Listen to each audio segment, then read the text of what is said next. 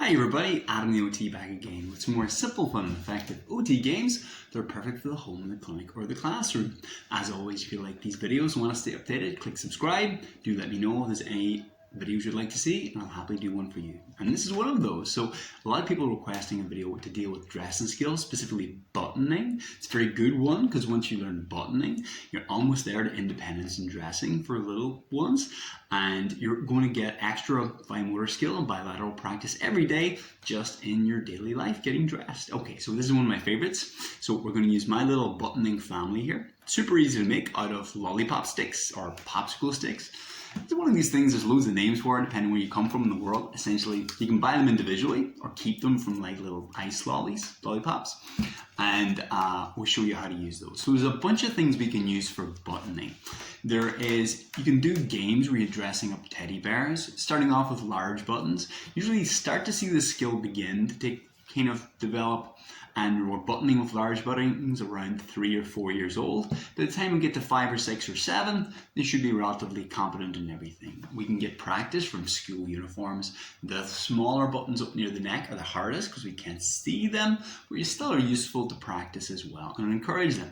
So the best time to do this is not when you're in a hurry to get out the door in the morning time, but make time and make it into a kind of silly game where there's no pressure. They don't feel bad for struggling and you don't have to jump in to rescue them because they're about to miss the bus. Okay, so let's have a look at the buttons. Okay, so there's two I use all the time for this. There is a button snake, which is very, very easy. A button snake is just you make it from a large button, take a piece of ribbon and attach, and then I have about 30 of these little pieces of felt, okay, or any cloth at all. You cut a little skinny hole in the middle of the piece of felt, so you just fold it over, one snip with a scissor, and you've got a little square with a hole in it, and then you can use your big button to push through and pull. So that's a button snake, super duper easy. You'll find dozens of ways to make that online, okay? But this one I like even better. So it's a little buttoning family.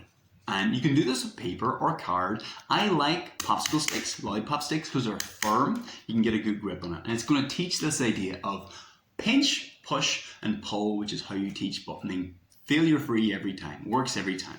Okay? So I'm going to take the daddy lollipop stick. If you notice, they're different lengths. So I actually cut them down so they're different lengths. The daddy guy, cool dad here, is going to come first. And what you will do is get the young person to hold the lollipop stick so they have lots to grip onto. Take an oversized piece of clothing. So things like cardigans work well because they're not too tight to the body. They move around. You can also use like dad's work shirt or anything that's it doesn't feel restrictive, so there's a lot of movement. Starting at the bottom, I'm going to start up here at the top just so you guys can see on camera a little bit better. And you're going to hold him with the assisting hand. You get daddy here, and I do a different voice for each little character. So the cool dad is going to be, hey, yup, no problem. I'm going to get through, and you'll see them poke their head through. Peekaboo. You'll see them pop through. Then so they pinched, push through the hole, and then pull. Easy peasy, and pull it away through, okay? Now, as it progresses, when they get a couple of those, so I'll start at the bottom and let dad go through every hole. Everyone, okay? Then we'll go to the mom. You can make whatever characters you want. And she's going to go to, woohoo! The idea of a same again, we go, peekaboo. So you see her eyes come through first. Pinch, push, and pull. Now, as they get smaller then, I have my teenager. I don't care. And then I have my little guy, who's Harry Potter, because why not? Because he's awesome, okay? Now, the smaller they get, it feels more like a button now. So there's less to hold on to, less to manipulate, but you've already made the motor plan larger, easier one, so you're just refining it. Then the next one, there's going to be the baby. That's going to be button size, a button shape. Okay, so with Harry Potter then, it's the same idea. Pinch, push, and they can move it around. They can see what they're doing much, much better. And pull.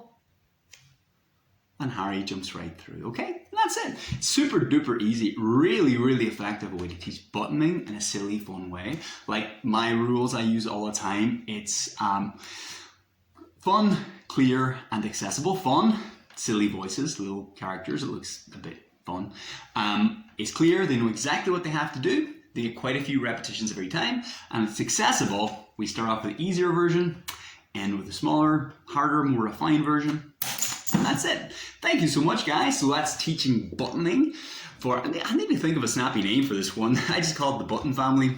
And that's for Adam the OT this week. That's me, Adam the OT.